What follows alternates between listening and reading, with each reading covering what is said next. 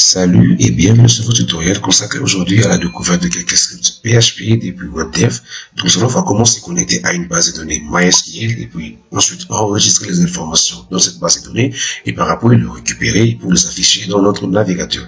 Et cela se fera, on va les faire uniquement dans WebDev pour un peu découvrir un peu quelques fonctions PHP qui sont incluses dans WebDev et puis comment les utiliser, comment les employer dans WebDev sans pour autant utiliser les 8 langages. Donc ici, nous allons juste écrire les scripts PHP, donc PHP du PHP, ici pour en fait voir un peu comment cela marche, comment cela évolue dans WebDev. Donc en premier lieu, tel que je vous l'ai dit, on va d'abord premièrement c'est créer une base de données dans laquelle on va se connecter à cette base de données et ensuite enregistrer et puis afficher les informations contenues dans cette base de données. Et pour cela ici de mon côté, j'ai ici l'interface déjà qui a été créée, j'ai mis deux boutons enregistrer et puis afficher. Donc suivez le tutoriel qui a été fait sur la connexion, donc la connexion entre comment installer le serveur local dans WebDev pour ensuite écrire le code PHP, les scripts PHP, ensuite les exécuter pour voir un peu comment les résultats seront affichés. Donc je vous mets le lien dans la description pour aller suivre le tutoriel qui était déjà fait sur l'installation du serveur local dans WebDev. Et ici maintenant, je vais commencer par créer une base de données. Donc j'ai ici, je sélectionne une base de données qui est encore là mais qui n'a pas de table. J'ai ici ma table utilisateur et j'aurai 6 champs, dans laquelle le premier champ, j'aurai un ID qui va s'auto-incrémenter et qui aura l'index primaire. Ici, ID. Et ici, j'aurai un champ nom qui aura de type varchar, dans laquelle je mettrai valeur 20. Et ensuite, j'aurai un champ post-nom qui sera de type varchar, comme valeur 20. Et ensuite, j'ai ici prénom de type varchar et 20. Ensuite, j'ai ici sexe qui sera de type varchar, voilà, qui se 15 caractères. Et ici, j'ai ici la date d'inscription. Date inscription, donc qui va récupérer la date et l'heure à laquelle l'utilisateur s'est inscrit dans notre site web, dans notre page web. Et ici, je mets un varchar et j'obtiens comme valeur 10. Donc, je peux obtenir 15.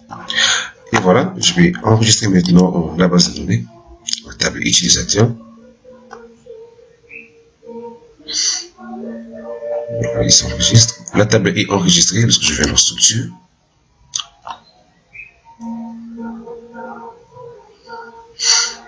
Voilà, j'ai ici mes différents champs. Alors maintenant, nous retournons dans WebDev. Nous allons maintenant se connecter à notre base de données et puis à notre table pour en fait enregistrer et pour récupérer les informations. Donc ici, maintenant, je viens depuis le formulaire, depuis la page WebDev.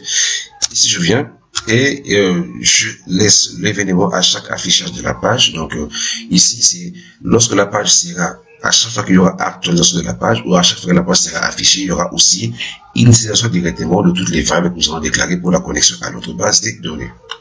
Et ici, je vais commencer par passer ma première variable qui sera host. Ensuite, je passe local host. Et variable, encore une variable qui sera utilisateur, qui va stocker en fait l'utilisateur du serveur. Par défaut, c'est root. Et j'ai une autre variable qui est password, qui va en fait stocker le mot de passe du serveur, carrément moi je n'en ai pas. Et ici j'ai une autre variable qui va stocker ma base de données, donc DDD. Et ici notre base de données était test, test, qui est notre base de données.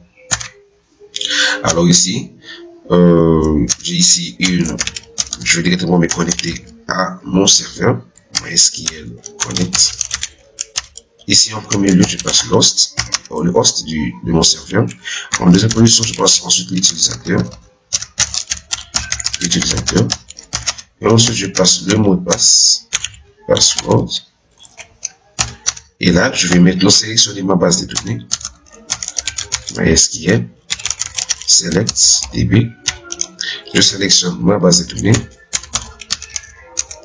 Variable BDD.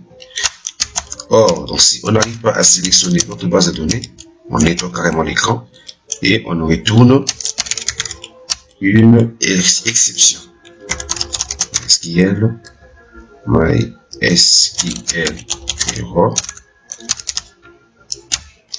En fait, cette fonction va nous retourner l'erreur si jamais notre base de données n'a pas été reconnue ou s'il n'a pas été bien sélectionné. Et donc ici, je vais actualiser à ce niveau et voir si ma base de données, si ma connexion a été établie. Les chargements.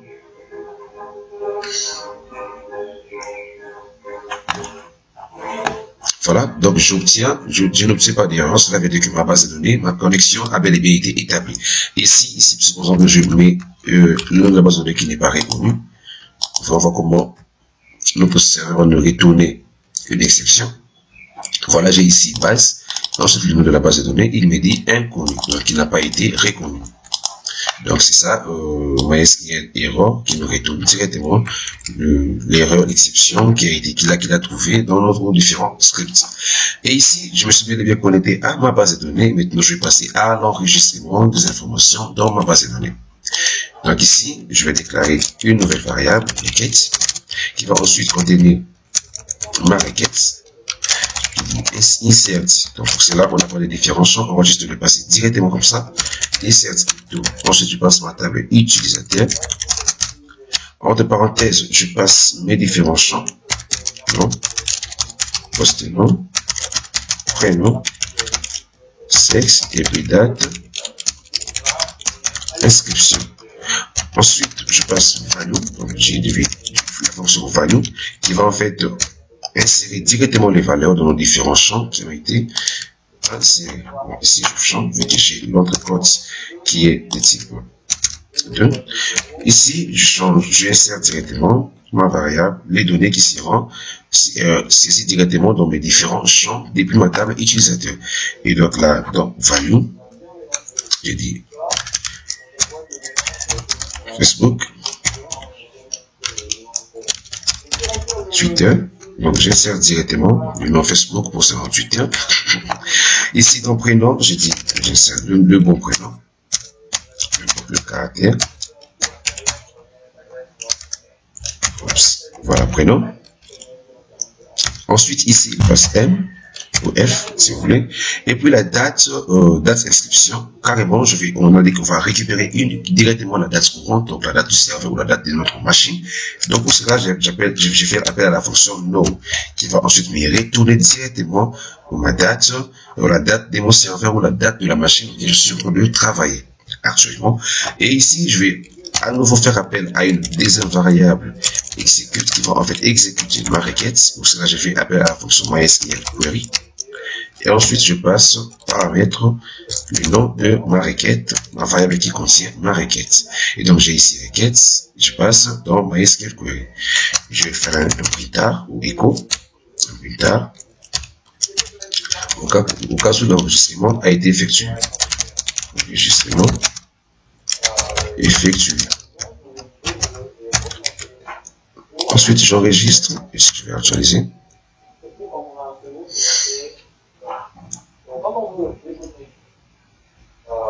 Ensuite, j'enregistre. Et lorsque je clique sur le bouton enregistrer.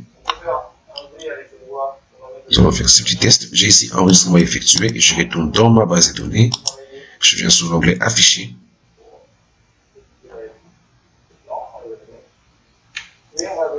Voilà, j'ai ici mes enregistrements qui sont bien placés dans mes différents champs, Facebook, Twitter, Joël M, et puis on a la date courante du serveur ou la date courante du PC. Et ce que je vais faire, je vais mettre jusqu'à 3 pour ensuite bien le récupérer. 2, ensuite 3. Voilà, ici, et j'actualise.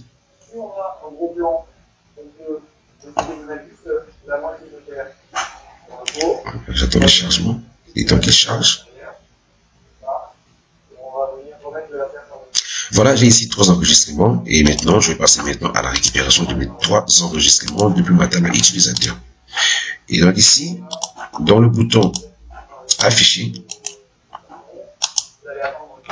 on va récupérer ensuite les différents enregistrements depuis notre table. Pour cela, je fais appel à ma variable requête. qui va contenir encore ma requête, donc select, qui veut dire que je sélectionne dans toute la table utilisateur. Voilà, je sélectionne tout dans la table utilisateur. Ensuite, je vais exécuter, je fais appel à la fonction MySQL. Et donc ici, je fais appel à ma requête, à ma fonction MySQL query, qui va ensuite exécuter ma requête, voilà, requête, je vais pas l'appeler, requête, voilà. Et pour cela, je vais passer maintenant, je vais le récupérer via une boucle. Et dans cette boucle, je passe une nouvelle variable qui sera affichée. Affiché, lui ensuite va aller chercher, va faire appel à la fonction MySQL fetch array qui va aller chercher les informations sous forme d'un tableau. Donc MySQL fetch array qui va ensuite récupérer, pardon, c'est pas dans une variable, d'une fonction MySQL fetch array qui va ensuite récupérer le résultat de ma requête. De ma requête, voilà. Voilà, de ma requête execute. Requête execute. Pour voir si les enregistrements sont bel et bien récupérés comme des tableaux, je vais faire un var_dump. Un var_dump qui va ensuite m'afficher tous les résultats possibles et il me dira si ce sont des int, si ce sont des entiers, si ce sont des chaînes, si ce sont des chaînes entières. Donc j'ai fait appel à var_dump. Ensuite, j'ai fait appel à ma variable execute. Pour cela, j'actualise au niveau du navigateur. Une fois que je clique sur le bouton afficher,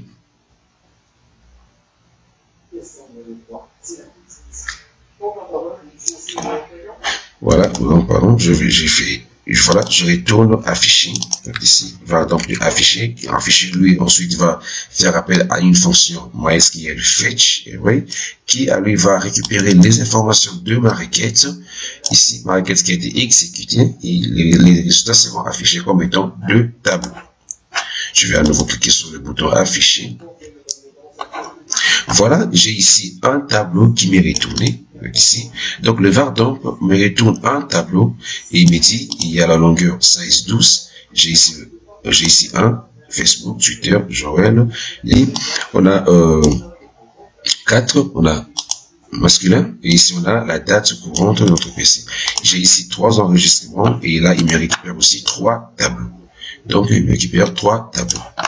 Et ce que nous allons faire maintenant, c'est les récupérer maintenant sous forme d'écho. Donc, dans une fonction écho ou pointer pour récupérer nos valeurs. Ensuite, nous allons bien le placer. Si je dis non, voilà. Ensuite, je fais appel à ma fonction, ma variable affichée, qui ensuite, le résultat qui contient sera dans un tableau. Non.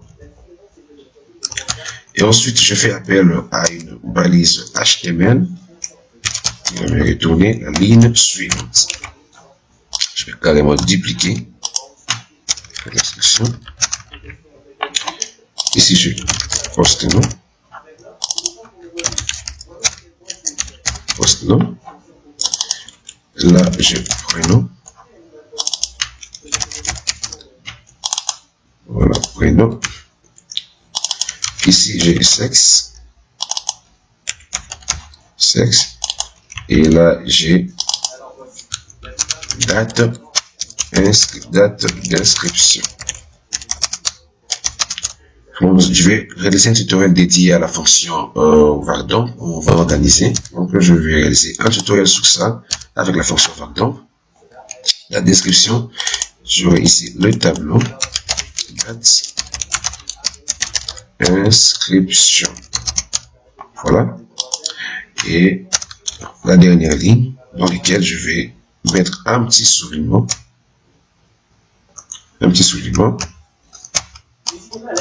Et je fais appel à ma fonction retour à la ligne. Ok, j'enregistre à ce niveau. Et je viens à nouveau cliquer sur le bouton afficher. Et voilà, j'ai maintenant les informations qui sont récupérées d'une manière bien structurée et bien détaillée. Eh bien, je pense qu'on a bien fait le tour de découvrir quelques fonctions PHP pour se connecter à une base de données et puis pour enregistrer, ensuite récupérer les informations enregistrées dans la base de données. Eh bien, n'hésitez pas à vous abonner, à liker la vidéo. Eh bien, sur ce, je vous dis à très bientôt pour de prochaines vidéos. Allez, ciao!